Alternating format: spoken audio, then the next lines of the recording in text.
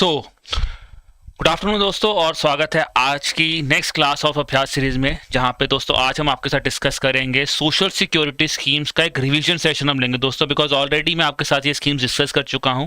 तो आज इन स्कीम्स को काफ़ी ज़्यादा डिटेल में डिस्कस नहीं करेंगे, बिकॉज काफ़ी बार हम ये स्कीम्स डिस्कस कर चुके हैं पिछले 9 लेक्चर्स में।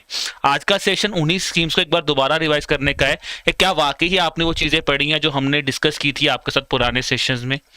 ठीक है दोस्तों, तो सबसे पहले प्लीज मुझे कंफर्मेशन दे दीजिए क्या आपको मेरी आवाज क्लियर आ रही है, उसके बाद हम आज का सेशन स्टार्ट करते हैं। चलिए, so I can see my voice is clear, मेरी आवाज आ रही है दोस्तों आप सबको। अब दोस्तों इंपॉर्टेंट चीज ये है कि अगर आप अपनी हम सेशन को शुरुआत करने से पहले इंपॉर्टेंट पॉइंट में ये बोलूंगा, जैसा कि हमें पता है कि यूपीएससी ईपीएफओ की नोटिफिकेशन हम एक्सपेक्ट कर रहे हैं कभी भी आ सकती है। अब उस नोटिफिकेशन में जाने से पहले सबसे इंपॉर्टेंट पॉइंट क्या है, प्रैक्टिस करना इंपॉर्टेंट है, तो उसके लिए अभ्यास सीरीज आती है। बट एक और जानकारी लेने के क्या क्या टॉपिक्स इंपॉर्टेंट हैं, ठीक है ना, सॉल्व प्रीवियस ईयर पेपर मिल जाए, मुझे एक स्ट्रक्चरिंग मिल जाए कि जैसे मैं अपनी प्रिपरेशन को एक इनिशियल स्टार्ट कर सकूं। उसके लिए दोस्तों आप हमारी जो गाइड बुक है उसको डाउनलोड कर सकते हैं। ठीक है, तो लिंक है आपको उसका डिस्क्रिप्शन में मिल जाएगा, आप उस गाइड बुक को भी यहाँ पे डाउनलोड कर सकते हैं। ओके, चलिए चलिए दोस्तों डिस्कस करते हैं आज का हमारा पहला क्वेश्चन है, that is on national pension system scheme, one of the very important scheme. मैंने आपसे डिस्कस भी की थी एनपीएस स्कीम। तो आपको मुझे बताना है what is the eligible age of investment under the national pension system scheme here. जी रू, मैं आपकी चैट देख पा रहा हूं। ठीक है जी, just give me a second guys, just give me a second. ठीक है,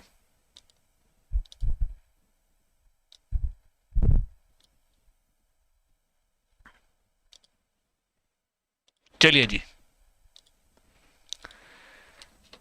जी शुरुआत करते हैं। What is the eligible age of investment under the national pension system, बहुत ही इंपॉर्टेंट स्कीम है एनपीएस।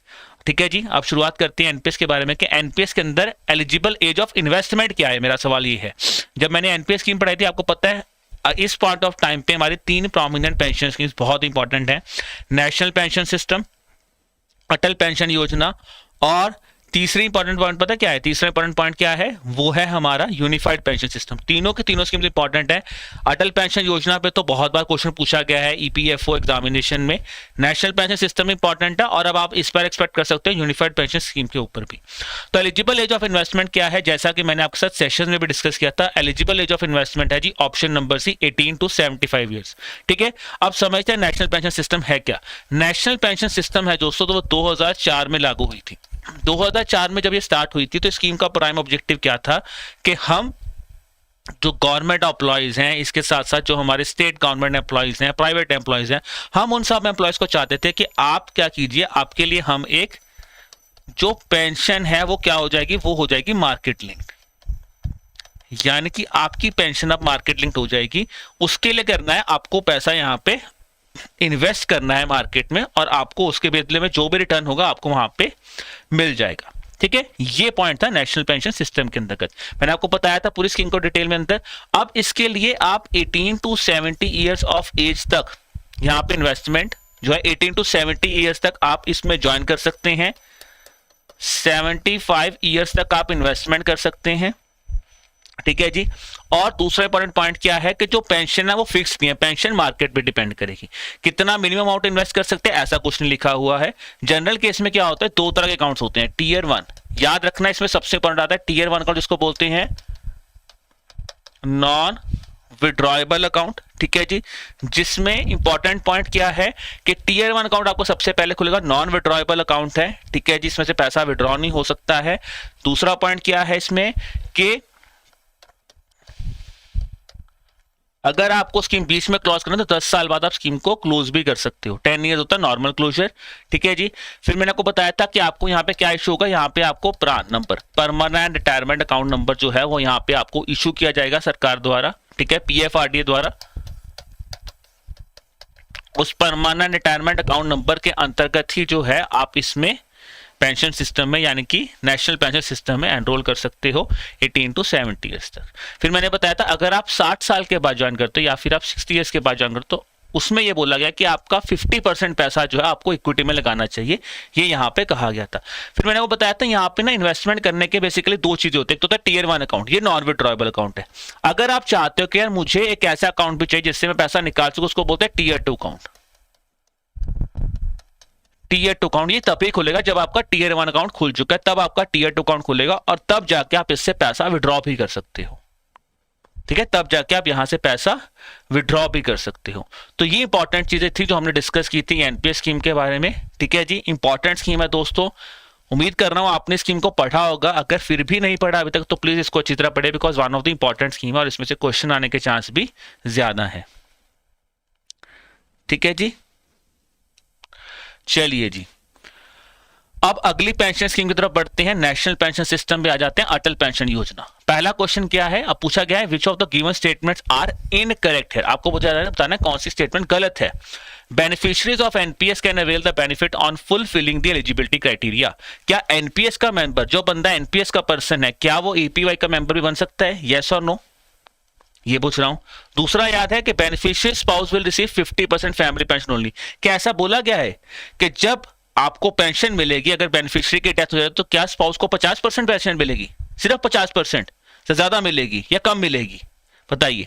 तीसरा पॉइंट, नॉमिनी को भी सेम पेंशन मिलेगी जो कि स्पाउस को मिलती है अगर जब बोथ बेनिफिशियरी और स्पाउस की डेथ हो जाती है। तो बताइए जी यहां पे क्या होगा, यहां पे कौन सी स्टेटमेंट गलत है। आसान क्वेश्चन है। अश्विनी, रूह, बताइए इसका आंसर क्या है, क्या होगा इसका आंसर। देखो यार, जनरली यूपीएससी हमसे बहुत टेक्निकल है। जनरली यूपीएससी हमसे सिर्फ चीजें पूछता है अंडरस्टैंडिंग के ऊपर कि आपको चीजें समझ आई कि नहीं आई। अगर आपको चीजें समझ ही नहीं आई तो यूपीएससी हमेशा आपको आपकी अंडरस्टैंडिंग पे खेलेगा। तो यहां पे कौन सी स्टेटमेंट गलत है, कौन सी स्टेटमेंट गलत है, ऑप्शन नंबर सी, सेकंड और थर्ड स्टेटमेंट यहां पे गलत है, बिल्कुल सही रू। देखिए, बात करते हैं अटल पेंशन योजना की। अब ये जो स्कीम है दोस्तों वो कब लॉन्च हुई थी बताइए, अटल पेंशन योजना ये 2015 के आसपास सरकार ने लॉन्च की और लॉन्च इसको भी एनपीएस के अंडर ही किया गया था। क्या किस सेक्टर से लॉन्च किया गया था, सरकार ने बोला जी एनपीएस तो हमने हर एक पर्सन के लिए लगा दी कि आप मार्केट में लगा दीजिए। अब यहां पे सरकार ने बोला अगर कोई बंदा है जो अनऑर्गेनाइज सेक्टर में है, उसकी एज 18 से 40 साल है, तो उसके लिए हमने एक डेडिकेटेड पेंशन स्कीम बना दी जिसका नाम है अटल पेंशन योजना। यहां पे हम 1000 से लेके 5000 तक की पेंशन देंगे बेस्ड ऑन दी कंट्रीब्यूशन जो कि मेड बाय द पर्सन है। आप कंट्रीब्यूट करोगे उस हिसाब से आपकी पेंशन यहां पे डिसाइड हो जाएगी। 18 से 40 साल की, 18 से 40 साल तक जो आप कंट्रीब्यूट करोगे, ठीक है, 18 to 40 ईयर से आप कंट्रीब्यूशन कर सकते हो, ज्वाइन कर सकते हो। टिल 60 ईयर्स तक आप कंट्रीब्यूट करोगे, 60 साल के बाद आपकी पेंशन लग जाएगी या तो 1000, 2000, 3000, 4000 या 5000, थाउजेंड्स के मल्टीपल पे लगेगी। ठीक है जी। अब सरकार ने बोला था कि अगर आप एनपीएस के मेंबर हो और आप इस क्राइटेरिया को फुलफिल करते हो तो भाई आप भी एपीवाई के मेंबर बन सकते हो। ठीक है जी। फिर सरकार ने 2020 में बोला भाई इनकम टैक्स पर्सन एलिजिबल नहीं है, कोई प्रोफेशनल है वो एलिजिबल नहीं है, कोई ऐसा पर्सन है जो प्रोफेशनल है, गवर्नमेंट एम्प्लॉय है, तो वो तो यहां पे एलिजिबल नहीं है। अगर बेनिफिशियरी की डेथ हो जाती है तो दो ऑप्शन दी गई थी स्पाउस को, या तो वो पूरा लमसम अमाउंट ले जाए, पूरा लमसम ले जाए, या फिर उनको 50% नहीं फुल पेंशन मिलेगी जो कि स्पाउस को मिल रही थी, पूरी पेंशन मिलेगी। ठीक है जी, ये हमने डिस्कस किया था। अब आते हैं इससे अगला पॉइंट याद करने के लिए। इसी स्कीम के अंतर्गत हमने क्या पढ़ा था कि अगर किसी कारणवश बेनिफिशियरी की डेथ हो जाती है, अभी वो कंट्रीब्यूशन नहीं कर रहा, यानी कि 60 साल से पहले उसकी डेथ हो गई, अभी तो उसको पैसा कंट्रीब्यूट करना था, फिर स्पाउस के बाद ऑप्शन है या तो वो कंटिन्यू कर ले या लमसम पैसा ले ले। अब अगर जी स्पाउस की डेथ भी हो जाती है और बेनिफिशियरी की डेथ भी हो जाती है तो उस केस में यहां पे नॉमिनी के ऑप्शन आते हैं कि नॉमिनी को यहां पे कोई भी पेंशन नहीं लगती है, नॉमिनी को तो सीधा ही लमसम अमाउंट यहां पे दिया जाएगा। अब सवाल ये भी पूछा जा सकता है कि अटल पेंशन योजना किसकी स्कीम है, ये स्कीम है पीएफआरडीए की स्कीम। अब जो मैं आपको बेनिफिशियरी एज बता रहा हूं ना 18 से 40 साल, ये बहुत इंपॉर्टेंट है दोस्तों, बिकॉज बहुत बार हमें इसी पे सवाल आ चुका है यूपीएससी एग्जामिनेशन में कि बेनिफिशियरी एज क्या है, वो है 18 to 40 ईयर्स। एनपीएस की बेनिफिशियरी एज है 18 से 70 साल, उसकी इन्वेस्टमेंट एज है 75 ईयर्स। यहां पे आपको 60 साल तक पैसा देना तभी आपकी पेंशन लगेगी।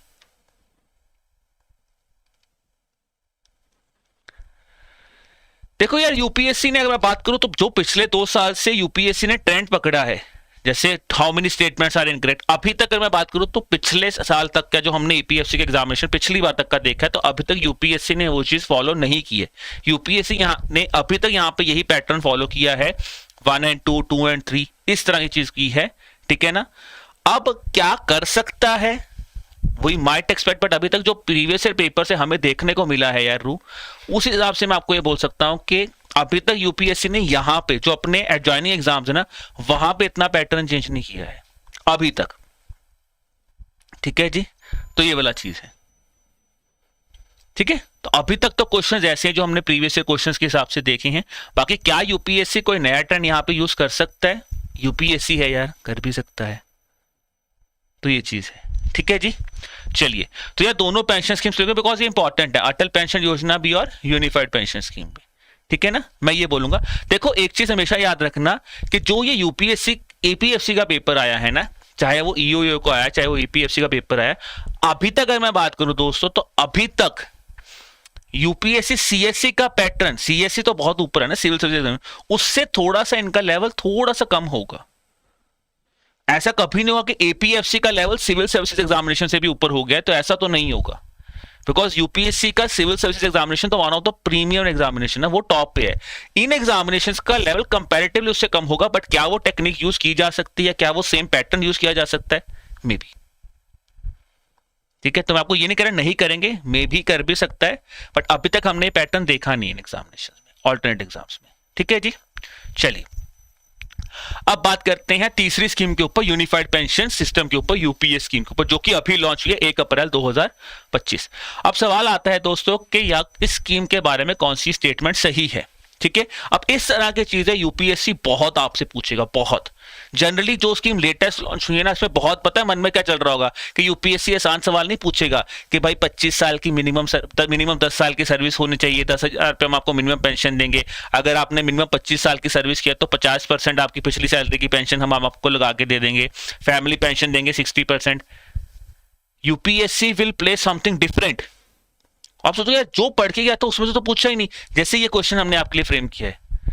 अब हमने यूपीएस के बारे में इतना पढ़ा है, बट यहां पे सारी की सारी चीजें जो हैं थोड़ा सा, मैं बोलूं कि आपको लोग आउट ऑफ द कंटेक्स्ट चला जाएगा। यूपीएससी जनरली ये चीजें बहुत करेगा, जो चीजें बहुत ज्यादा हम पढ़ते हैं ना, तो उस पर कहीं ना कहीं यूपीएससी कई बार हो सकता है कि अगर बहुत प्रोमिनेंस में थोड़ा सा उससे हटके जा सकता है। तो क्वेश्चन है जी, स्कीम के ऊपर कौन सी स्टेटमेंट सही है। It is applicable to all the employees working in India. तो क्या ये एनपीएस की तरह हर एम्प्लॉयज पे एप्लीकेबल है, चाहे वो प्राइवेट एम्प्लॉय हो, ऑल तो नहीं, वहां पे डिफेंस सर्विसेज नहीं आते, बिकॉज डिफेंस सर्विसेज खुद की अपनी स्कीम है। तो आप कह सकते हैं पब्लिक हो, पब्लिक पर्सन हो या गवर्नमेंट हो, क्या वो सबके लिए है। दूसरा आता है सेंट्रल गवर्नमेंट एम्प्लॉयज जो अभी एनपीएस के अंदर हैं, वो एलिजिबल नहीं है, क्या ये स्टेटमेंट सही है। तीसरा है जो कॉन्ट्रीब्यूशन है एम्प्लॉय की, वो 10% होगी ऑफ द बेसिक पे प्लस डियरनेस अलाउंस, और एडिशन में सेंट्रल गवर्नमेंट जो है वो 8.5% कॉन्ट्रीब्यूट करेगा, ठीक है जी, ऑफ ऑल द एम्प्लॉयज जिन्होंने यूपीएस ऑप्शन को चूज किया है। अब आपको मुझे बताना है इस कंटेक्स्ट में कौन सी स्टेटमेंट यहां पे सही है।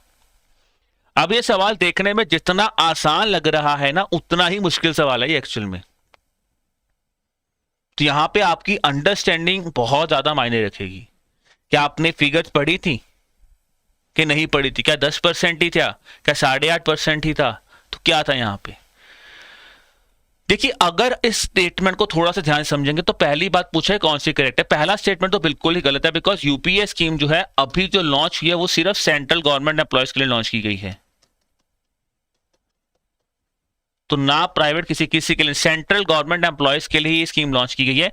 दूसरा स्टेटमेंट भी गलत है, बिकॉज अगर आप एनपीएस के मेंबर हैं तो भी आप एलिजिबल हैं। तो ये रिसेंट ही गवर्नमेंट ने बोला है the central government employees who are covered under NPS are again eligible for the unified pension system also, unified pension scheme के लिए एलिजिबल है। और थर्ड और फोर्थ स्टेटमेंट दोनों सही है दोस्तों, दोनों सही है, ठीक है। तो यहां पे भी ऑप्शन सी आंसर बनेगा। तीसरी और चौथी स्टेटमेंट दोनों ही सही है। 10% आपका एम्प्लॉय खुद पे करेगा, 8.5% जो है उसको जो है बेसिकली गवर्नमेंट पे करेगी आपके बिहाफ पे, अगर आप यूपीएस ऑप्शन को चूज करते हो। अब यहाँ पे जैसे मैंने को बेसिक तो बता ही दिया है कि यार मिनिमम 10 साल की सर्विस है तो आपको 10,000 पेंशन मिलेगी। अगर 25 साल की सर्विस हो जाती है तो आपको जो है 50% ऑफ आपकी जो भी बेसिक सैलरी थी, जो आपकी सैलरी थी पिछले साल की, उसका 50% आपको पेंशन लग जाएगी, बेसिक पे प्लस डीए को मिला के। अब इंपॉर्टेंट चीज यहाँ पे याद रखना दोस्तों कि क्या ये आपकी पेंशन रिवाइव भी होगी, यानी इन्फ्लेशन एडजस्टेड है? बिल्कुल, आपकी पेंशन इन्फ्लेशन एडजस्टेड है, because all India consumer price index for industrial worker, इसके हिसाब से आपकी पेंशन जो है वो एडजस्ट की जाएगी with respect to the inflation here. ठीक है जी। दूसरा इंपॉर्टेंट पॉइंट यहाँ पे क्या आ जाता है कि जो यूनिफाइड पेंशन स्कीम है, ठीक है, जो यूनिफाइड पेंशन सिस्टम स्कीम जो है, ठीक है जी, क्या इसके अंदर आपको जो है मिनिमम ईयर्स ऑफ सर्विस या फिर कह सकते हैं minimum amount of pension defined है? तो मैंने आपको बताई था वो बिल्कुल डिफाइंड है। ठीक है, 10 साल और 10,000 रुपये। चलिए जी, अब बात करते हैं अगली स्कीम के ऊपर, जो कि अगेन फाइनेंशियल स्कीम है, पीएम मुद्रा स्कीम। 10 साल पूरे हुए हैं पीएम मुद्रा स्कीम के, तो सवाल हमसे पूछा जा सकता है। अब आपको मुझे बताना है प्रधानमंत्री मुद्रा स्कीम के कंटेक्स्ट में यहाँ पे कौन सी स्टेटमेंट सही है। पहला पूछा गया, it includes allied activities related to agriculture, homestay, poultry, dairy, beekeeping. क्या होम स्टेज भी इसका पार्ट आता है? मुझे बताओ, क्या homestay PM Mudra scheme का पार्ट है या नहीं है? दूसरा है, जो शिशु लोन है इस स्कीम के अंतर्गत, उसमें जनरली मोस्ट बैंक्स जो है वो प्रोसेसिंग फी या अपफ्रंट फी वेव ऑफ कर देते हैं। क्या ऐसी स्टेटमेंट दी गई है? क्या वेव ऑफ होता है क्या? नहीं, बिल्कुल ही नहीं होता है। फिर लिखा है कि कोई भी सब्सिडी नहीं दी जाती है प्रधानमंत्री मुद्रा योजना के अंतर्गत। आपको मुझे बताना है यहां पे कौन सी स्टेटमेंट सही है। देखिए, इंपॉर्टेंट स्कीम है PM Mudra scheme, micro unit development refinance agency, जिसका ऑब्जेक्टिव सिंपल क्या है कि अगर आप एक इनकम जनरेटिंग आइडिया लेके जाते हैं, आप एक नॉन कॉर्पोरेट, एक नॉन फार्मिंग एक्टिविटी के लिए पैसा मांग रहे हैं, तो सरकार आपको लोन यहाँ पे दे देती है। ठीक है जी, पीएम मुद्रा स्कीम के अंदर। इसको एक्चुअल में एग्जीक्यूट कौन कर रहा है? वो मुद्रा ही कर रही है, micro unit development refinance agency ही इसको एग्जीक्यूट कर रही है, और ये रीफाइनेंस स्कीम है। तो बेसिकली क्या है, मुद्रा एक एजेंसी बनाई है जो कि आगे फाइनेंस कर रहा है हमारे बैंक्स को, जो कि आगे आपको पैसा दे रहे हैं। मुद्रा बैंक्स को पैसा देता है, बैंक्स आपको पैसा देते हैं, रीफाइनेंसिंग किया। ठीक है, हमने पढ़ा था यहाँ पे 4 तरह के लोन मिलते हैं, शिशु,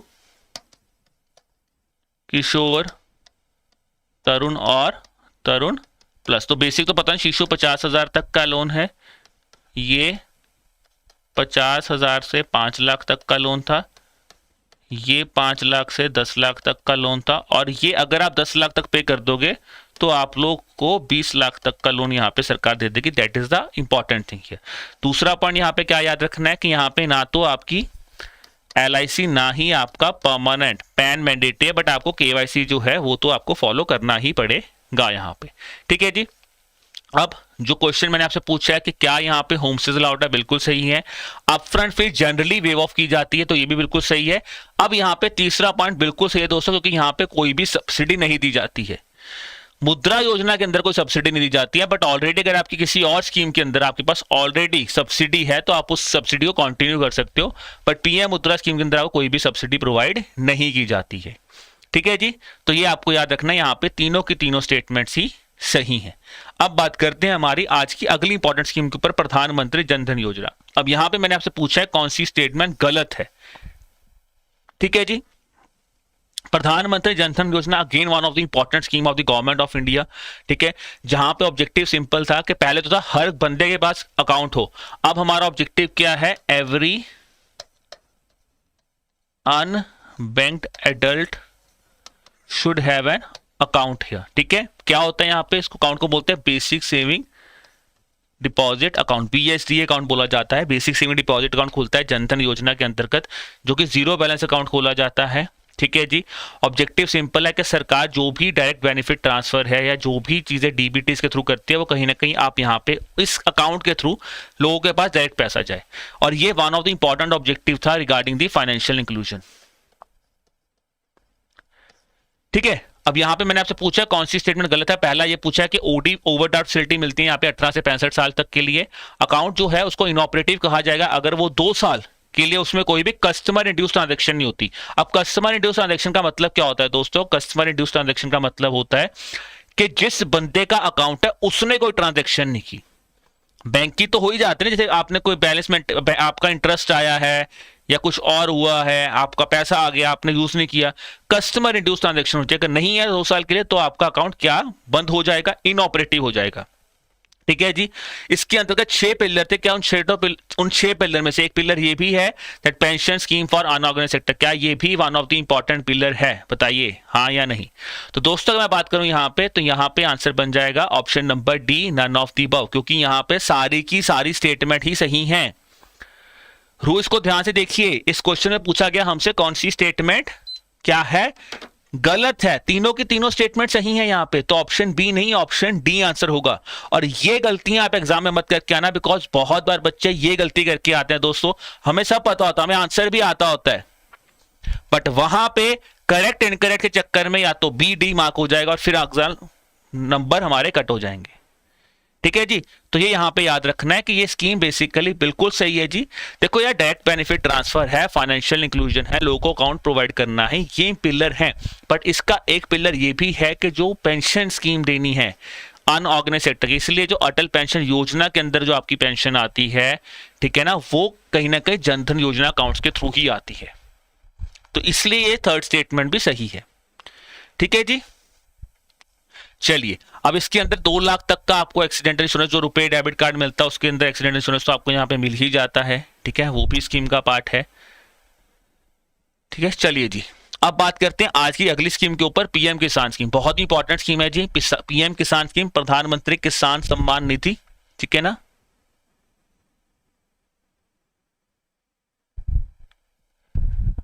तो क्वेश्चन है कि PM Kisan aims to augment the income of the small and marginal farmers, which among the following statement is not correct with respect to the beneficiary under the scheme here.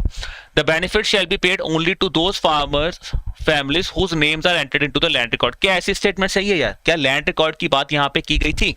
बिल्कुल सही है।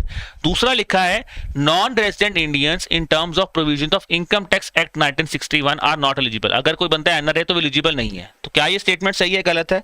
अब क्वेश्चन यहां पे भी पूछा गया है कौन सी स्टेटमेंट गलत है। तीसरा पूछा गया cut off date for the determination of eligibility of beneficiary under the scheme is 1 February 2021 and no change thereafter shall be considered for next 3 years. क्या 3 साल के लिए था या 5 साल के लिए था या फिर 1 फरवरी 2021 है या 1 फरवरी 2022 है? ये 1 फरवरी 2020 है। फिर लिखा है funds are not allocated and sanctioned state wise. तो आपको मुझे बताना है यहाँ पे कौन सी स्टेटमेंट गलत है। इंपॉर्टेंट स्कीम है जी पीएम किसान स्कीम। ठीक है, ये सरकार ने स्कीम लॉन्च की थी ताकि जो पर्सन हैं वो अपनी ऑपरेशनल, जो फार्मर्स है ना, वो अपनी ऑपरेशन कॉस्ट जो है उसको मेंटेन कर सके। जब सीजन्स के बीच में गैप आता है तो वो जो अपने डेली रूटीन के खर्चे हैं वो कहीं ना कहीं मेंटेन कर पाए, पैसे ले पाए, तो वो चीज़ थी। ठीक है जी। पहले ये स्कीम सिर्फ स्मॉल और मार्जिनल फार्मर की थी, बट बाद के बाद स्कीम ने, सरकार ने बोला हर फार्मर के लिए स्कीम एलिजिबल है, जहां पे हम आपको 6,000 रुपया देंगे 3 इंस्टॉलमेंट में 2-2 हजार रुपए की ईच। हर 4 महीने बाद आपको ये पैसा जो है वो दे दिया जाता है। ठीक है जी, ये इंपॉर्टेंट पार्ट था। अब याद रखना इसका सबसे इंपॉर्टेंट पार्ट क्या था? One of the important sector was land record. Land is the ultimate source है। एक्सेप्शन आ जाता है झारखंड और सॉरी नॉर्थ ईस्ट और झारखंड एक्सेप्शन यहाँ पे आता है, बट यहाँ पे मेन चीज याद रखना लैंड रिकॉर्ड जो है वो ओनली क्राइटेरिया यहाँ पे माना जाता है। दूसरा पार्ट आता है दोस्तों non resident Indians in terms of provisions of income tax act 1961 are eligible. तो ये बिल्कुल सही है बात, ये एलिजिबल नहीं होते हैं जी। तीसरा स्टेटमेंट बिल्कुल सही है दोस्तों, कट ऑफ स्टेटमेंट जो है वो गलत है, बिकॉज कट ऑफ डेट 1 फरवरी 2020 गई थी और बोला गया था अगले 5 साल तक हम यहाँ पे चेंज नहीं करेंगे। एक्सेप्शन यहाँ पे भी एक दिया गया था।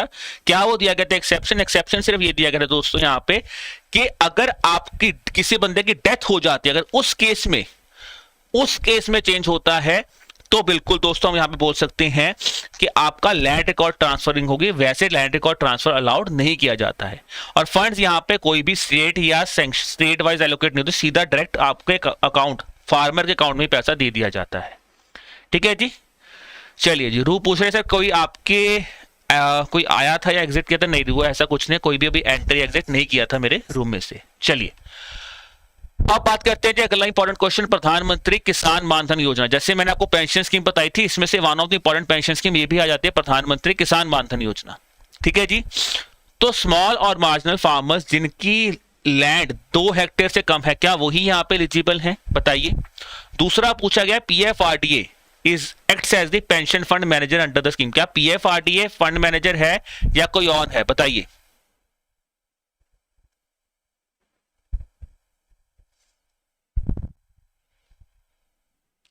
ठीक है जी, क्या पीएफआरडीए है जो फंड मैनेजर है यहाँ पे। तीसरा आता है for subscriber dies after the date of vesting spouse entitled to receive 50% of the pension, 50% of pension as a family pension. क्या यहाँ पे मिल जाती है जी 50% पेंशन।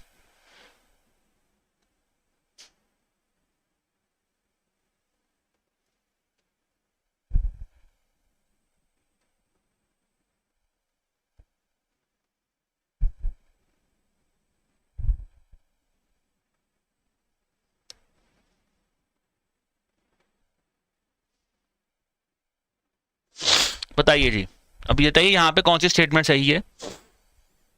तो यहाँ पे दोस्तों ऑप्शन नंबर बी 1 और 3 यहाँ पे बिल्कुल सही है। अब बात करते हैं किसान मानधन योजना। देखिए क्या हुआ था जब हमने अटल पेंशन योजना लॉन्च की, एनपीएस सिस्टम ऑलरेडी चल रहा था, ठीक है जी। अब क्या हुआ कि हमने दो और स्कीम लॉन्च की, एक तो छोटे फार्मर्स के लिए लॉन्च की किसान मानधन योजना, एक हमने स्कीम लॉन्च की थी प्रधानमंत्री श्रम योगी मानधन। अब यहां पे क्या है, दोनों में एक क्राइटेरिया सेम है कि 18 से 40 साल है, तीनों की स्कीम्स में 18 टू 40 इयर्स है, ठीक है जी। अटल पेंशन योजना कौन करवा रहा है, वो करवा रहा है पीएफआरडी। किसान मानधन योजना या फिर जो आपकी श्रम योगी मानधन है, श्रम योगी मानधन कौन लेके आया था, वो लेके आया था मिनिस्ट्री ऑफ लेबर। अब किसान मानधन योजना को पीएफआरडी ने एक्चुअल में एलआईसी इसकी जो है वो पेंशन फंड मैनेजर है, ठीक है। अगेन इस स्कीम में क्या है कि 18 से 40 रुपए जो है, 18 से 40 साल की उम्र तक आपको यहां पे पैसा देना है। कितना है, 55 रुपए से लेके 220 रुपए तक आपको यहां पे देना है। 55 टू 220 रुपीज आपको यहां पे देने हैं। अब यहां पे बोला गया है कि जब आप 60 साल के हो जाओगे तो आपको पेंशन मिल जाएगी यहां पे 3000 रुपीज। अब वहां पे वो वाला फंडा ने जो यहां पे बोला गया था एपीवाई में कि 1000 से 5000 की रेंज है, दोनों में बोला गया था कि आपको मिनिमम मंथली पेंशन 3000 रुपए की यहां पे मिल जाएगी, श्रमयोगी मानधन में भी और यहां पे भी। श्रमयोगी मानधन में समझना पहले, फिर इसको आगे बताऊंगा डिटेल में। पहले किसान मानधन बता दूं, ठीक है, पहले किसान मानधन करता हूं। छोटे फार्मर 2 हेक्टेयर से कम की लैंड है, आप 55 से 220 रुपए डालिए, हम आपको पेंशन दे देते हैं। अगर आपकी डेथ हो जाएगी तो 50% पेंशन जो है वो मिल जाएगी आपको, फैमिली पेंशन है। अगर किसी कारणवश आपकी डेथ हो जाती है तो दोस्तों जो आपके नॉमिनी हैं उनको भी पैसा हम यहाँ पे दे देंगे, ठीक है। बट याद रखना कोई ऐसे फैमिली मेंबर को तो नहीं जाता है, एक्सटेंडेड फैमिली मेंबर्स को तो पेंशन नहीं जाती है, बट अगर कोई बहुत डिपेंडेंट नॉमिनी है तो उसको कई बार पेंशन यहाँ पे दे दी जाती है। बट इंपॉर्टेंट पॉइंट आता है श्रमयोगी मानधन के केस में। श्रमयोगी मानधन में सबसे पहले आप 18 टू 40 ईयर्स ऑफ एज में होगे, आप अनऑर्गेनाइज्ड वर्कर होगे और आपकी सैलरी 15,000 से कम होगी, ठीक है जी, 15,000 से कम होगी। ऑब्वियसली बात है अगर आपको 55 से 220 रुपए देने हैं, आपकी पेंशन लग जाएगी 3000 रुपए मिनिमम। अब इन किसी कारणवश आपकी जो जॉब है वो किसी कारणवश आपको लगता है कि आपका जो पैसा है, आपकी जॉब लग गया, आपको 15,000 से ज्यादा पैसा, तो जो गवर्नमेंट का कॉन्ट्रीब्यूशन खत्म हो जाएगा। वो गवर्नमेंट भी कॉन्ट्रीब्यूट करती है इन दोनों स्कीम्स में, ठीक है। गवर्नमेंट भी को कॉन्ट्रीब्यूट करती है किसान मानधन योजना में भी और श्रम योगी मानधन में भी, दोनों में सरकार को कंट्रीब्यूट करती है। फिर सरकार ने ये बोला दोस्तों यहाँ पे आके कि इस केस में तो सरकार ने क्लियरली बोल दिया कि यार अगर आपकी पेंशन 3000 से ज्यादा है तो फैमिली पेंशन आपको 50% लगेगी, दोनों स्कीम में, श्रम योगी मानधन में भी और किसान मानधन योजना में भी। बट यहाँ पे सरकार ने एक चीज और बोली थी दोस्तों, श्रम योगी मानधन में कि अगर भाई स्पाउस की डेथ भी हो जाती है तो सारा का सारा पैसा रिफंड हो जाएगा to the account of the government, वो आगे किसी को नहीं मिलता। अटल पेंशन योजना में नॉमिनी को पैसा मिल जाता है, किसान मानधन योजना में भी कई बार नॉमिनी को पैसा मिल जाता है, बट श्रम योगी मानधन में क्लियर कट है कि नॉमिनी को कोई भी पैसा यहां पे सरकार नहीं देगी। तो ये क्लियर कट चीजें जो है आपको पता होनी चाहिए, ठीक है जी। क्लियर हो गई जी ये प्रधानमंत्री किसान मानधन योजना कि क्या है ये स्कीम और एक्चुअल में क्या यहाँ पे, क्यों ये आंसर ऑप्शन नंबर बी 1 और 3 का सही आंसर है और क्यों सेकंड स्टेटमेंट यहाँ पे गलत है। चलिए जी अब बात करते हैं किसान क्रेडिट कार्ड स्कीम के ऊपर, इंपॉर्टेंट स्कीम ऑफ एग्रीकल्चर किसान क्रेडिट कार्ड स्कीम। तो किसान क्रेडिट कार्ड स्कीम मैंने आपके साथ पढ़ाई थी। It aims at providing the adequate and timely credit support from the banking system under a single window system here. तो अब आपको मुझे बताना है किसान क्रेडिट कार्ड स्कीम के बारे में, ठीक है जी, कि इस किसान क्रेडिट कार्ड के अंदर किस पर्सपेक्टिव के लिए जो है आपको लोन नहीं दिया जाता है।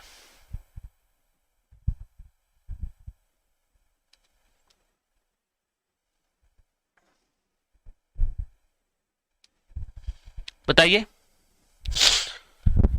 To meet the long term credit requirements for the cultivation of crops here, post harvest expenses, उसके बाद consumption requirement of farmer household, working capital for maintenance of farm assets and activities allied to agriculture here. बताइए जी यहाँ पे कौन सी statement सही है।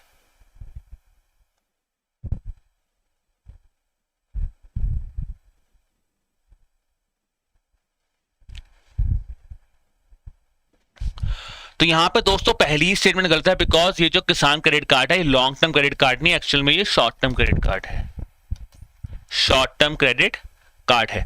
तो मुझे सबसे पहले अब आप बताइए, अब थोड़ा सा डिस्कस करते हैं किसान क्रेडिट कार्ड के बारे में। किसान क्रेडिट कार्ड की लिमिट क्या है, केसीसी लोन की लिमिट क्या है, मुझे बताइए। चलिए, अब ये तो मुझे उम्मीद है दोस्तों आप सबने स्कीम पढ़ी होगी। केसीसी लोन की लिमिट क्या है मुझे बताइए, कितनी है।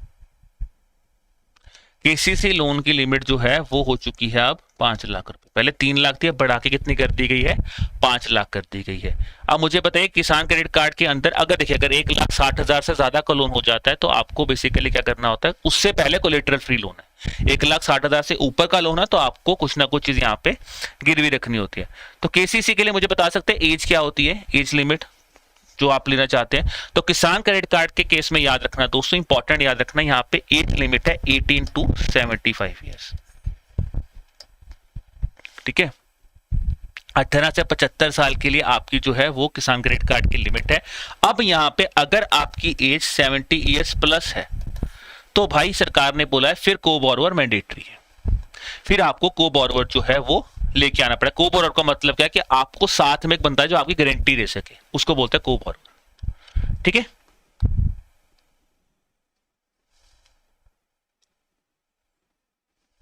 नॉट 70, 60 ईयर्स अबव है तो को बोरोवर मैंडेटरी बन जाता है। ठीक है जी, चलिए जी अब बात करते हैं अगले सवाल के ऊपर, प्रधानमंत्री फसल बीमा योजना के ऊपर। Which of the following statement is correct with respect to the eligibility under the Pradhanmantri Fasal बीमा योजना। Both lonely and non-lonely farmers are eligible for insurance under the Fasal Bima Yojana here. States are not allowed to set up their own insurance companies for implementing the scheme. फिर है जी only farmers whose details are uploaded on the National Crop Insurance Portal will be eligible. तो बताइए यहाँ पे कौन सी statement सही है।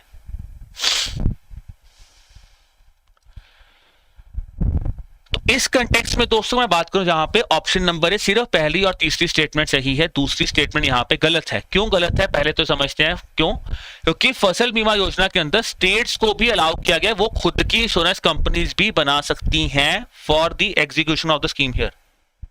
ठीक है, फॉर एग्जीक्यूशन पार्ट है वो खुद की भी स्कीम, जो खुद की भी आप कह सकते हैं स्टेट्स अलाउ कर सकती हैं खुद की इंप्लीमेंटिंग, खुद की भी आप इंश्योरेंस कंपनीज बना सकते हैं। दूसरी बात है अगर स्टेट चाहे तो स्टेट कह सकते हैं कि फार्मर का शेयर भी हम ही पे करेंगे, बट उस केस में स्टेट को 1 रुपया 1 रुपी तो स्टेट को फिर भी फार्मर से लेना पड़ेगा। ठीक है जी, ये भी इंपॉर्टेंट पार्ट है कि अब सरकार ने क्या बोला है कि अगर कोई स्टेट अपना शेयर नहीं पे करती है टाइम पे तो उसको पेनल्टी भी लगती है, 12% की पेनल्टी भी उसको पे करनी पड़ती है।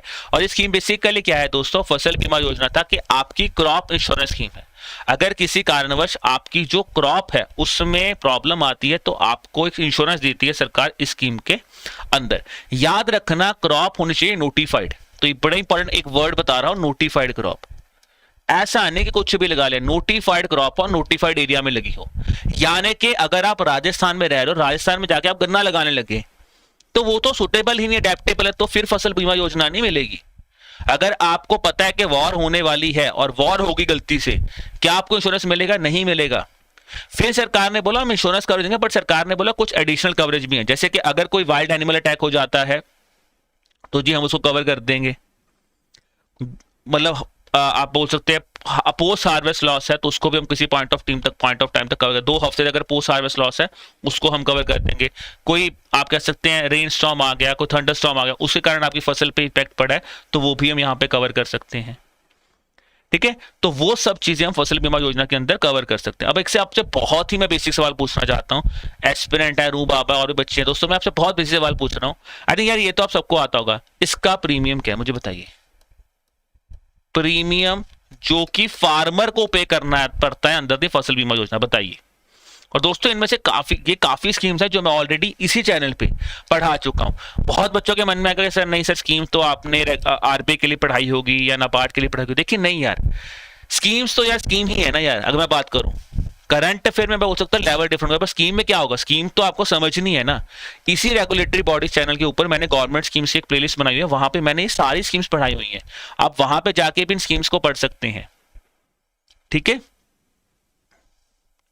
तो यार स्कीम में कभी ये नहीं होता कि यार ये सर आप ये इसकी स्कीम, ऐसा नहीं है, ये तो सिंपल है, ठीक है ना। तो बहुत सिंपल है जी, क्या होता है 1.5% राबी, 2% खरीफ एंड 5% फॉर हॉर्टिकल्चर क्रॉप्स है, ठीक है जी। चलिए बढ़ते हैं जी नेक्स्ट क्वेश्चन के ऊपर। प्रधानमंत्री आवास योजना अर्बन स्कीम जो है वो सरकार ने लॉन्च की थी, ठीक है, जिसके अंदर मैंने आपको बताया था 3 तरह की चीजें हैं। अफोर्डेबल हाउसिंग पार्टनरशिप आ जाता है, ठीक है जी। उसके बाद आ जाता था आपका अफोर्डेबल हाउसिंग पार्टनरशिप आ जाता है, अफोर्डेबल हाउसेज आ जाते हैं इसी के अंदर, ठीक है ना। और फिर एक इंटरेस्ट सब्सिडी स्कीम कंपोनेंट भी आता है। तो आपको मुझे बताना है अंडर द प्रधानमंत्री आवास योजना अर्बन 2.0 जो इंटरेस्ट सब्सिडी स्कीम कंपोनेंट है, ठीक है ना, उसके अंतर्गत आपको मुझे बताना है कि भाई कितना % रेट ऑफ इंटरेस्ट चार्ज किया जाता है under that specific scheme here.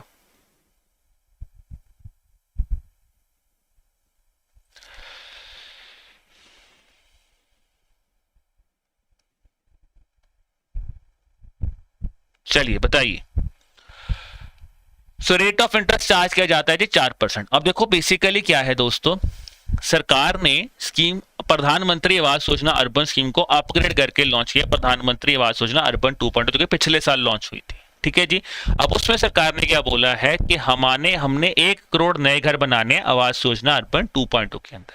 यहां पे सरकार ने बोला कि हमने ना 3 कंपोनेंट बनाए, beneficiary led construction, affordable housing partnership, affordable rental housing, और आ जाता है फिर आपका इंटरेस्ट सब्सिडी स्कीम कंपोनेंट। ये पूरा का पूरा सेंट्रल सेक्टर कंपोनेंट है, यानी कि पूरा का पूरा यहाँ पे सेंटर ही देख रहा है इस स्कीम को। ये जो है 2.5 लाख रुपए तक सरकार यहाँ पे आपको देती है for the economically weaker section लोगों को, कि अगर आप खुद का घर बनाना चाहते हैं, ठीक है, लोअर इनकम ग्रुप हो, मिडिल इनकम ग्रुप हो, अगर आपने किसी पर्सन के थ्रू, यानी कि आपने कोई बिल्डर ने घर बनाया, आपने वहां से घर लेना है, तो इसको बोलते हैं अफोर्डेबल हाउसिंग पार्टनरशिप, जहां पे सरकार 1000 रुपया दे रही है as a technology innovation grant to the builder, अगर उसने कोई नई टेक्नोलॉजी यूज की है। अफोर्डेबल रेंटल हाउसिंग का मतलब क्या है कि जो सरकारें खुद के वेकेंट घर थे, या तो यार आप उनको यूज कर लो, या तो उन्हीं को कन्वर्ट कर दो कि आप रेंटल हाउसिंग के लिए यूज कर लो, या फिर कुछ नए बना लो, तो वो आता है अफोर्डेबल रेंटल हाउसिंग के अंतर्गत, ठीक है जी। अब यहाँ पे सरकार ने बोला है कि यहाँ पे हम आपको 5000 रुपए की टेक्नोलॉजिकल इनोवेशन ग्रांट देंगे, जिसमें से 3000 जो है वो सेंटर देता है और 2000 रुपया स्टेट गवर्नमेंट देगी, ठीक है। तो ये इंपॉर्टेंट चीजें हैं जो आपको पता होनी चाहिए आवास योजना अर्बन 2.0 के अंदर। अगला क्वेश्चन आ जाता है अर्बन से ही ग्रामीण के अंदर। प्रधानमंत्री आवास योजना ग्रामीण का ऑटोमेटिक इंक्लूजन और एक्सक्लूजन क्राइटेरिया के ऊपर मैंने आपसे सवाल पूछा है। अब आपको मुझे बताना है कि पीएमएवाईजी के अंदर यहां पे कौन से पर्सन ऑटोमेटिकली एक्सक्लूडेड है, बताइए जी।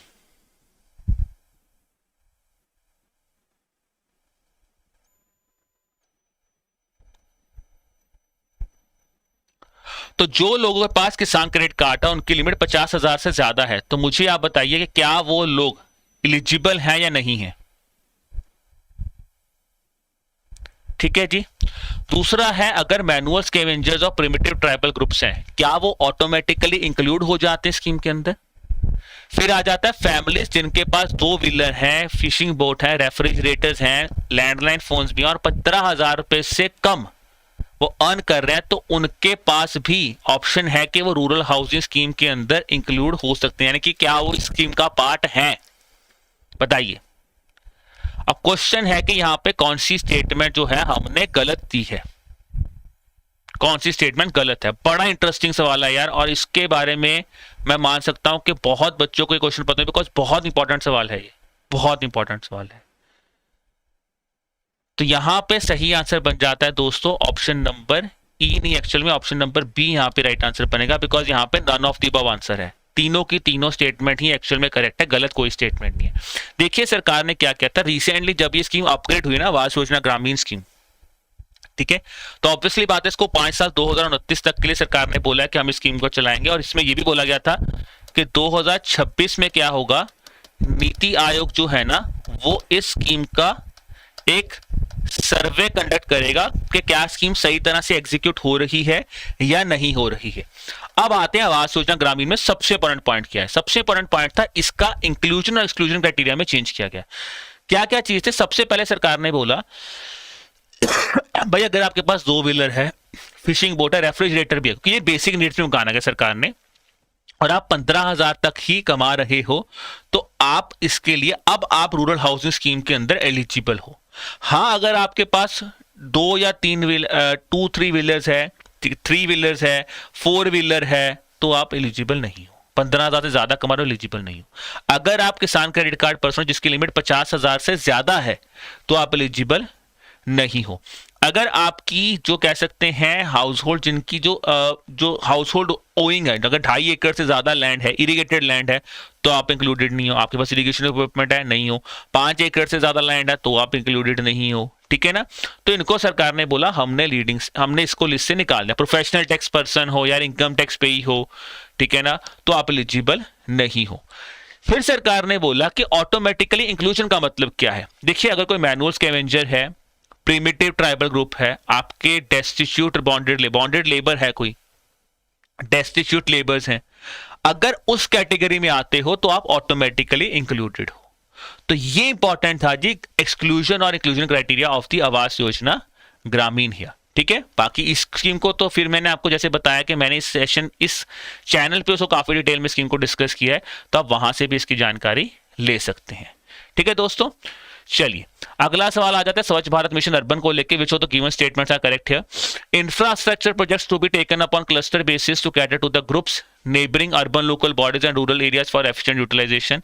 फिर बोला गया cities are required to go through annual open defecation free and garbage free city certification through the third party agency here. All used water is safely contained, transported and treated along with maximum reuse of treated used water in all the cities with less than 1 lakh population। तो क्या यहाँ पे बताइए कौन सी statement यहाँ पे सही है? तो दोस्तों यहाँ पे कौन सी स्टेटमेंट सही है? यहाँ पे तीनों की तीनों स्टेटमेंट ही सही है। स्वच्छ भारत मिशन अर्बन स्कीम जो कि ministry of housing and urban affair की स्कीम है, जिसके अंतर्गत हमने बोला है कि हम 100% साइंटिफिक मैनेजमेंट करें किनका? हमारे सॉलिड वेस्ट का। उसके बाद हम यहाँ पे सैनिटेशन का ध्यान रखेंगे। सैनिटेशन में हमने क्या बोला था कि जी हम जो कॉमन प्लेसेस हैं, पब्लिक प्लेसेस हैं, वहां पे हम एडिशनल टॉयलेट्स बनाएंगे। इसके अंतर्गत हम कोई भी नया प्रोजेक्ट नहीं लेके आएंगे, बट ऑब्वियसली बात है हम एडिशनल टॉयलेट्स यहाँ पे बना देंगे। दूसरा हमने बोला था रेट्रोफिटिंग करेंगे। रेट्रोफिटिंग का मतलब सिंपल भाषा में क्या होता है दोस्तों, कि अगर कहीं जगह पे प्रॉपर फिटिंग्स ही नहीं है, मतलब वॉशरूम बना रहे थे उसकी फिटिंग ही नहीं हुई पड़ी, तो उसको पूरा रेट्रोफिट करेंगे। ठीक है ना। क्लीनिनेस के ऊपर ध्यान देंगे, liquid waste management, solid waste management, उसके ऊपर ध्यान देंगे। और फिर जो हमारे गार्बेजेस हैं, गार्बेज फ्री सिटी सर्टिफिकेशन करवाई जाएगी, तो कि थर्ड पार्टी सर्टिफिकेशन होगा। ठीक है।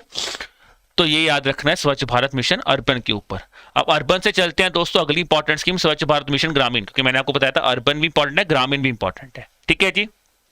अब यहां पे आपको मुझे बताना है कि स्वच्छ भारत मिशन ग्रामीण के कंटेक्स्ट में यहां पे कौन सी स्टेटमेंट गलत है। अब याद रखो, सबसे पहला क्वेश्चन तो मैं आपसे ये पूछूंगा कि स्वच्छ भारत मिशन ग्रामीण जो स्कीम है वो एक्चुअल में किसकी स्कीम है, कौन सी मिनिस्ट्री की स्कीम है? ये बहुत ही बेसिक सा सवाल है, पूछ लेगा एग्जामिनर, और पूछा तो फिर डर लगता है कि यार गलत ना हो जाए।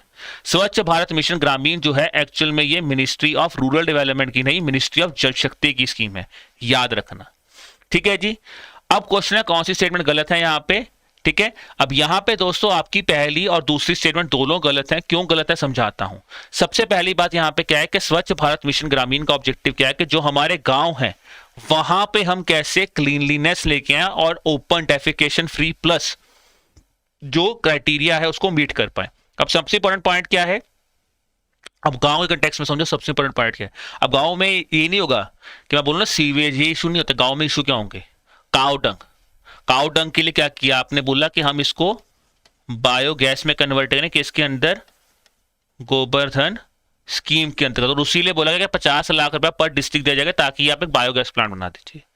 फिर आ जाते हैं इंपॉर्टेंट चीज, वॉशरूम्स का इशू आता है। मैं बोलता था टॉयलेट एक प्रेम कथा को समझो, उसका जो एक कहीं ना कहीं वन पार्ट ऑफ द जो वो फिल्म है वो इसी स्कीम से ही इंस्पायर्ड है, स्वच्छ भारत मिशन ग्रामीण से, कि वॉशरूम्स नहीं बने भाई, वॉशरूम बना दीजिए। उसके लिए आपने बोला कि हम आपको 12,000 रुपया देंगे for construction of individual house hold latrine here, 12,000 रुपया दिया जाएगा। उसके बाद बोला गया रेट्रोफिट करवा लीजिए। अगर आपके पास 100 से ज्यादा कम्युनिटी हाउसेज हैं तो वहां पे बोला गया एक आपको पब्लिक एक कम्युनिटी टॉयलेट भी बनवाना चाहिए, पब्लिक टॉयलेट बनवा दीजिए। ठीक है जी।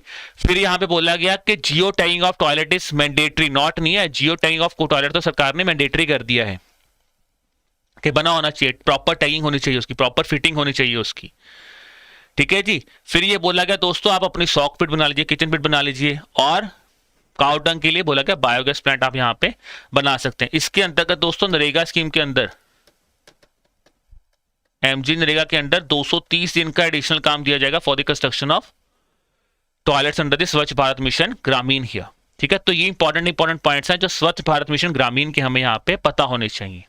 अब बात करते हैं जी आज के अगले सवाल के ऊपर, जो कि आता है प्रधानमंत्री जन आरोग्य योजना स्कीम के ऊपर। आपको मुझे बताना है कौन सी स्टेटमेंट यहां पे गलत है जन आरोग्य योजना को लेके। अब क्या पूछा गया, it provides health coverage of ₹5 lakh per beneficiary per family for primary secondary and tertiary care. बहुत ही आसान सवाल है, तो बहुत ही covers up to 15 days of pre hospitalization and 3 days of post hospitalization. फिर बोला गया था जी the scheme benefits can be availed in both public and empanelled private hospitals. आपको मुझे बताना है यहां पे कौन सी स्टेटमेंट गलत है।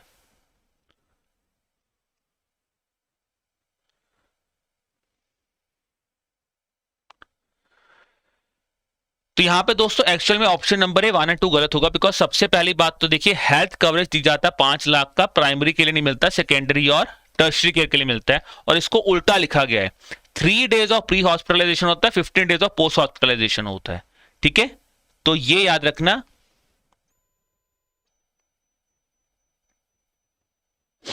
ठीक है, तो 3 डेज ऑफ प्री हॉस्पिटलाइजेशन होता है और 15 डेज ऑफ पोस्ट हॉस्पिटलाइजेशन होता है, तो इसलिए सेकंड स्टेटमेंट गलत होगी। फिर हमने पढ़ा था 5 लाख रुपया सरकार देती है पर फैमिली पर ईयर, बट अब सरकार ने क्या बोला है, एडिशनल 5 लाख रुपीस दे दिया है टू द सीनियर सिटीजन्स। ठीक है जी, क्या बेनिफिट ले सकते, बिल्कुल जी बेनिफिट पब्लिक और एम्पैनल प्राइवेट हॉस्पिटल्स में जो है सरकार बेनिफिट, जो पर्सन वो बेनिफिट ले सकता है। जो बच्चे हैं, छोटे बच्चे हैं दोस्तों, वो अपने पेरेंट्स के कार्ड के ऊपर ही जो है एडमिट हो सकता है, और सेम पॉइंट ऑफ टाइम पे एक फैमिली मेंबर यानी कि पेरेंट और बच्चा जो है वो 2 डिफरेंट हॉस्पिटल्स में भी अपना इलाज करवा सकते हैं। ठीक है, तो ये है important about the Jan Arogya Yojana scheme. और अब आपको पता है आई थिंक वेस्ट बंगाल ही सिर्फ एक स्टेट रह गया इंडिया में जिसने इसको एग्जीक्यूट नहीं किया, इंप्लीमेंट नहीं किया। बाकी ऑलमोस्ट सारी ही कंट्री, सारे ही स्टेट्स और यूनियन टेरिटरीज में जन आरोग्य योजना आपकी चल रही है। बिकॉज इससे पहले क्या था, दिल्ली, उड़ीसा और वेस्ट बंगाल। अब दिल्ली ने भी इंप्लीमेंट कर दिया, उड़ीसा ने भी कर दिया, वेस्ट बंगाल ही बचा जिसने कि स्कीम को इंप्लीमेंट नहीं किया है। ठीक है जी, याद रखना सेकेंडरी और टर्शरी केयर के लिए स्कीम जो है वो सरकार ने लॉन्च की थी, हेल्थ इंश्योरेंस स्कीम है ये। अगला सवाल आता है जी, यहाँ पे ऑप्शन नहीं होगा दोस्तों, सॉरी। ठीक है जी, तो इसको मैं करेक्ट कर दूंगा। अगला क्वेश्चन आता है क्वेश्चन नंबर 15, सुकन्या समृद्धि योजना। Again important scheme of ministry of finance, इस पे भी हमने पिछले पेपर्स में क्वेश्चन देखा है। अब पूछा है जी the account can be open in the name of a girl child and a maximum of 2 accounts per family can be open. बिल्कुल सही जी, क्या गर्ल चाइल्ड के नाम पे होला कि या फिर गार्डियन के नाम पे अकाउंट खुलेगा। दूसरा है the parent of a child could withdraw 50% of the amount in Sukanya Samriddhi account before she turns 18 years of age, अगर वो उसकी एजुकेशन के लिए यूज हो रहा है। इंटरेस्ट जो है वो इनकम टैक्स से फ्री है। और चौथी स्टेटमेंट क्या है कि डिपॉजिट जो हैं वो आपको 20 साल के लिए करने पड़ेंगे सुकन्या समृद्धि योजना के अंतर्गत। बताइए जी यहां पे कौन सी स्टेटमेंट सही है, बताइए दोस्तों। सुकन्या समृद्धि योजना जो कि बेसिकली सरकार ने लॉन्च की थी बेटियों के लिए, ठीक है ना, जहां पे आप उनके लिए अकाउंट खोल सकते हैं। Account can be open in the name of a girl child also. ठीक है जी, अब मुझे सबसे पहले आपको बताना है कि गर्ल की एज क्या होनी चाहिए जिनके नाम पे अकाउंट खुलेगा। मुझे बताओ कमेंट सेक्शन में और चैट सेक्शन में क्या होगा। हमने बोला था 250 रुपये मिनिमम होगा और मैक्सिमम 1,50,000 रुपये एक साल में जो है वो इन्वेस्ट किया जा सकता है अंडर द सुकन्या समृद्धि योजना। मैक्सिमम 2 गर्ल्स पे लिए अकाउंट खोला जा सकता है और गर्ल के नाम पे अकाउंट किया जाता है जो कि ऑपरेट करते हैं कौन, गार्डियन। ठीक है जी, ये स्टेटमेंट बिल्कुल सही है दोस्तों कि 15-50% पैसा जो है वो आप बिल्कुल डेफिनेटली यूटिलाइज कर सकते हो सुकन्या समृद्धि योजना में, अगर आप उसको एजुकेशन के लिए यूज कर रहे हो। ये स्कीम ऑटोमेटिकली जब लड़की आपकी 21 साल की हो जाएगी तो क्लोज हो जाएगी, या फिर अगर 18 साल के बाद उसकी मैरिज हो जाती है तो तब आप ये स्कीम को क्लोज कर सकते हैं। ठीक है जी, इंटरेस्ट बिल्कुल इनकम टैक्स फ्री है, और डिपॉजिट्स आपके यहाँ पर 15 के लिए नहीं, 20 के लिए नहीं, 15 साल तक कर सकते हो। ठीक है, सो आंसर बन जाएगा option number C, 1, 2 and 3 will be the answer here. चलो दोस्तों, अगला क्वेश्चन डिस्कस करते हैं सुरक्षा बीमा योजना। तो सुरक्षा बीमा योजना, जीवन ज्योति बीमा योजना बहुत इंपॉर्टेंट स्कीम है। ऑलरेडी एपीएफसी में सवाल आ चुके हैं 6 स्कीम्स के ऊपर। तो क्वेश्चन यही है कि कौन सी स्टेटमेंट करेक्ट है सुरक्षा बीमा योजना को लेके। It is an accident insurance scheme, क्या ये एक्सीडेंटल इंश्योरेंस स्कीम है या लाइफ इंश्योरेंस स्कीम है? डेथ और disability due to natural calamities such as earthquake, floods will be covered, या क्या मर्डर कवर्ड है? और तीसरा पूछा है सुसाइड भी कवर है। तो बताइए यहाँ पे क्या? देखो यहाँ पे सिंपल ये नहीं लिखा कितने साल के लिए है, क्या मिलेगा, यही चीज थोड़ा सा चेंज है। अब ये क्या है, 18 से 70 साल तक आप ये हेल्थ इंश्योरेंस स्कीम, या sorry not health, accidental insurance scheme ले सकते हो, जिसके अंदर सरकार आपको 2 लाख रुपया देती है in case of permanent disability and 1 lakh in case of partial disability. ठीक है जी, यहाँ पे कोई भी गोल्डन रश आवर्स या हॉस्पिटल एक्सपेंसेस कवर नहीं होते अगर एक्सीडेंट हो जाता है। सिंपल चीज है, 2 लाख तक सरकार आपको देगी। ठीक है जी, अब इंपॉर्टेंट पॉइंट क्या याद रखना है कि इसका जो कैलेंडर है वो जून से मई है, याद रखना 1 जून से 31 मई तक, और रिसेंटली इस स्कीम के भी 10 साल पूरे हुए हैं। अब आता है जी, और इसका प्रीमियम कितना है, 20 रुपया। पहला 12 रुपये था, 12 से बढ़ा के 20 कर दिया गया है। ठीक है जी, तो 20 रुपये आपको देने हैं यहाँ पे। अब आ जाता है यहाँ पे कौन सी स्टेटमेंट एक्चुअल में सही है। तो दोस्तों यहाँ पे option D 1 and 2 right answer है, 3rd गलत है, क्योंकि देखिए डेथ बिल्कुल नेचुरल हो तो वो कवर्ड है यहाँ पे, और मर्डर भी कवर्ड है। देखो पॉइंट यहाँ पे क्या है, सिंपल सी, क्योंकि मर्डर भी काइंड ऑफ एन एक्सीडेंट ही गिना जाता है, एक्ट ऑफ गॉड भी बोला जाता है, एक्सीडेंट है। सुसाइड नहीं, बिकॉज सुसाइड कोई भी आपसे करवाएगा ना, सुसाइड आप खुद करोगे। तो death due to suicide cover नहीं होती है, मर्डर कवर हो जाता है, अर्थक्वेक कवर हो जाते हैं, फ्लड्स कवर हो जाते हैं, और ये एक एक्सीडेंटल इंश्योरेंस स्कीम है। इसी के साथ दूसरी मिलती स्कीम आती है जीवन ज्योति बीमा योजना, जहां पे भी आपको 2 लाख तक का लाइफ इंश्योरेंस मिलता है। ठीक है जी, उसमें आप 18 से 50 साल तक एनरोल कर सकते हो, 55 साल तक ही आपको लाइफ इंश्योरेंस वहां पे दी जाती है, और वहां पे आपको 436 रुपए जो है वो पे करने होते हैं पर ईयर। ठीक है, चलो जी, अगला सवाल आ जाता है नमस्ते स्कीम को लेके। Which of the statements are correct with respect to the Namaste scheme, जो कि basically ministry of social justice और ministry of housing and urban affairs की स्कीम है। ऑब्जेक्टिव सिंपल है कि जो हमारे सफाई कर्मचारी हैं या फिर मैनुअल स्कैवेंजर्स हैं, इनको हम कैसे एक डिग्निफाइड लाइफ दे सकें, कैसे इनको इकोनॉमिकली एम्पावर कर सकें, ये स्कीम है। ठीक है जी, अब इस स्कीम के अंतर्गत सबसे पहले क्या बोला गया है कि no liability can be carry forwarded after 31 March 2026। अब इस स्कीम के अंतर्गत बेसिकली क्या है दोस्तों, आपको अगर आप एक प्रोजेक्ट ले, मतलब आप कोई नया काम करना चाहते हैं, यानी कि आप कोई प्रोजेक्ट कर रहे हैं जिसके अंदर आप कोई नई मशीन ले रहे हैं, कुछ भी ले रहे हैं, तो अगर आप 5 लाख से कम तक का लोन लेते हैं तो आपको उसका 50% प्रोजेक्ट कॉस्ट दिया जाता है।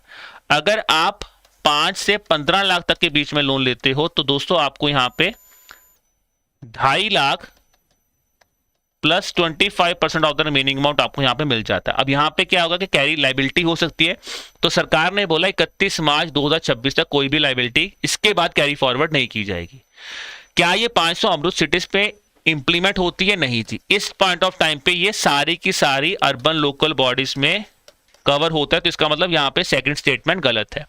तीसरा स्टेटमेंट आता है क्या नेशनल सफाई कर्मचारी डेवलपमेंट कॉर्पोरेशन ही इसकी इंप्लीमेंटिंग एजेंसी है? तो बिल्कुल सही है जी, तो यहां पे आंसर बन जाएगा ऑप्शन नंबर डी, 1 एंड 3 यहां पे हमारा सही आंसर है। ठीक है जी, तो नमस्ते स्कीम ऑब्जेक्टिव मैंने आपको बता दिया कि सिंपल ऑब्जेक्टिव है कि कैसे हम उनकी लाइवलीहुड बेटर कर सकते हैं। ऑब्जेक्टिव है जो हम लोग सीवेज क्लीनिंग करते हैं तो उसको बोला मैकेनाइजेशन कर दीजिए, स्कीम को मैकेनाइज्ड वे में करिए, आप मशीन्स लेके आइए, आप इनको डिग्निफाइड लाइफ लेके पढ़ाइए, इनको बेटर लाइवलीहुड दीजिए, ये इंपॉर्टेंट पार्ट है यहाँ पे। ठीक है, चलो अब आते हैं दोस्तों अगली स्कीम के ऊपर, प्रधानमंत्री अनुसूचित जाति अभ्युदय योजना। ठीक है जी, जिसका ऑब्जेक्टिव सिंपल है दोस्तों, जो हमारे शेड्यूल कास्ट लोग हैं उनको हम कैसे उनकी अपलिफ्टमेंट कर सकते हैं, जिसके अंतर्गत अगेन यहाँ पे स्कीम के अंतर्गत 3 कंपोनेंट आते हैं। एक तो आता है आदर्श ग्राम, जिसके ऊपर मैंने आपसे सवाल पूछा है, एक आता है grant in aid to schedule caste, ठीक है जी, और फिर आ जाता है कंस्ट्रक्शन ऑफ हॉस्टल, जिसके अंतर्गत हमने बाबू जगजीवन राम छात्रावास योजना जो स्कीम है वो हमने इसके अंदर मर्ज कर दी है। ठीक है जी, चलिए, तो आदर्श ग्राम योजना के अंदर आपसे क्वेश्चन मैं पूछ रहा हूं कि जो आदर्श ग्राम बनेगा उसमें क्वेश्चन ये है कि जिन विलेजेस की पॉपुलेशन कितने % होगी, और टोटल पॉपुलेशन 500 से ज्यादा होगी, जो कि एलिजिबल हैं for selection in descending order of the SC population. अब बोला गया कि जब ये विलेजेस कवर हो जाएंगे तो इनसे कम कि विलेजेस को भी हम यहाँ पे इंक्लूड कर लेंगे। अब यहाँ पे क्वेश्चन का आंसर आपके सामने ही दे दिया गया, इसका आंसर है 40%। बिकॉज देखिए, अगर आप इस स्टेटमेंट को ध्यान से पढ़ते हैं तो क्वेश्चन में इसका आंसर है, पहले 40% से ज्यादा वाली को लेके आओगे और उसके बाद अगर ये कवर कर लोगे तो जो 40% या उससे कम वाली पॉपुलेशन वाला एरिया है, फिर आप वहां पे जाके एक आदर्श ग्राम यहां पे बनाओगे। ठीक है जी, चलिए दोस्तों, अब बात करते हैं आज के अगले सवाल के ऊपर। Mahatma Gandhi national rural employment guarantee scheme या फिर नरेगा स्कीम बहुत ही इंपॉर्टेंट स्कीम है। ठीक है जी, अब आपसे मैं पूछ रहा हूं, बिकॉज देखो अगेन दोस्तों मैं बोल रहा हूं, जैसे पीएम बजट स्कीम अगेन मैंने इस चैनल पे कवर की हुई है।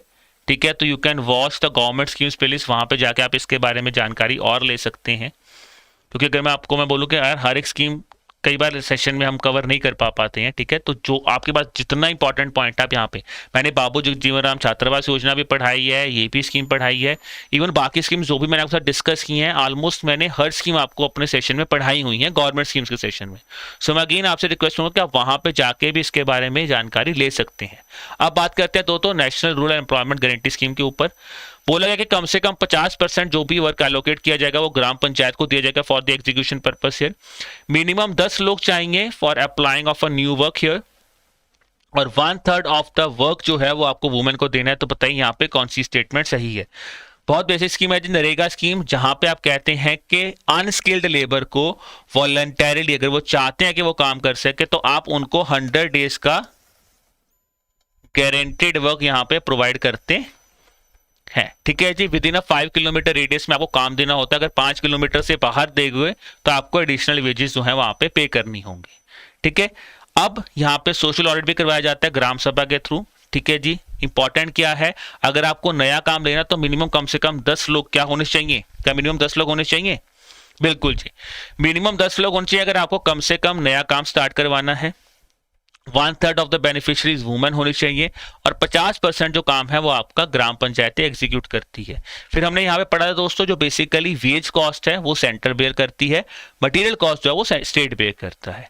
अनएम्प्लॉयमेंट अलाउंस जो है वो भी जो बेसिकली आपका स्टेट है, यहाँ पे मटेरियल कॉस्ट सेंटर और स्टेट पेयर करते हैं, वेज कॉस्ट पूरा का पूरा सेंटर पेयर करता है, और अनएम्प्लॉयमेंट अलाउंस पूरा का पूरा स्टेट पेयर करता है। ठीक है जी, चलिए दोस्तों, तो ये थे हमारे आज के क्वेश्चन। और फाइनल क्वेश्चन जो मैं आपसे पूछ रहा हूं वो अगेन मैंने आपको होमवर्क क्वेश्चन दिया है। ये स्कीम मैं ऑलरेडी आपसे डिस्कस कर चुका हूं, पीएमश्री स्कीम। अब इसी में मैं आपसे होमवर्क क्वेश्चन बता रहा हूं कि आपको मुझे बताना है कमेंट सेक्शन में कि इस क्वेश्चन का आंसर क्या होगा। ठीक है जी, तो दोस्तों उम्मीद कर रहा हूं आपको सेशन अच्छा लगा होगा, मजा आया होगा। बाकी अगेन अगर आपको सेशन बढ़िया लगा होगा, मजा आया होगा, बाकी इसी तरह से अगर आप अपनी प्रिपरेशन को और एनहांस करना चाहते हैं दोस्तों, तो आप हमारे एडुटैप के कोर्सेज की मदद भी ले सकते हैं, जहां पे हमारा सिंगल एक ही ऑब्जेक्टिव है कि आप किस तरह से सक्सेसफुल कैंडिडेट बन सकते हैं। उसके लिए आप क्या कर सकते हैं दोस्तों, अगर आप बिल्कुल ही बेसिक से प्रिपरेशन स्टार्ट करना चाहते हैं तो आप हमारे मास्टर कोर्स के सब्सक्राइबर बन सकते हैं। अगर आप एक यूपीएससी एस्पिरेंट हैं, आपको लग रहा है कि मैंने यूपीएससी की तैयारी की हुई है सर, मुझे तो सिर्फ स्पेशल सब्जेक्ट जैसे सोशल सिक्योरिटी आ जाता है, इंडस्ट्रियल रिलेशन आ जाता है, लेबर लॉज आ जाते हैं, सर मैंने वो नहीं पढ़ा, मुझे सिर्फ वो पढ़ने हैं, तो आप उसके लिए स्पेशल सब्जेक्ट कोर्सेज को भी यूज कर सकते हैं। अगर आपको लगता है कि मैंने सब कुछ पढ़ा है सर, मुझे सिर्फ और सिर्फ प्रैक्टिस करने, तो उसके लिए आप हमारे टेस्ट सीरीज के साथ भी जा सकते हैं दोस्तों, जिनका लिंक आपको डिस्क्रिप्शन में मिल जाएगा, या फिर आप हमारी वेबसाइट www.edutop.in पे जाके भी इसके बारे में जानकारी ले सकते हैं। ठीक है दोस्तों, तो उम्मीद कर रहा हूं आपको सेशन बढ़िया लगा होगा, मजा आया होगा। बाकी जो स्कीम्स मैंने आपके साथ पढ़ी हैं ऑलरेडी इस चैनल पे अवेलेबल हैं। अगेन आपको बोलूँगा कि गवर्नमेंट स्कीम्स की प्लेलिस्ट पे जाके आप इन स्कीम्स को देख लीजिए, ठीक है, और अपनी प्रिपरेशन को और आप अपने एक कदम और आगे लेके जाइए। बाकी अगर आपके मन में कोई भी डाउट है दोस्तों, तो हम हमेशा आपके लिए अवेलेबल हैं। आप हमें एक ईमेल ड्रॉप कर सकते हैं hello@edutap.co.in, या फिर आप हमें कॉल भी कर सकते हैं ऑन द नंबर 8146207241। ठीक है दोस्तों, चलिए, तो ये था आज का सेशन। बाकी मिलेंगे आपको अगले सेशन में। तब तक के लिए मेहनत करते रहिए, पढ़ते रहिए,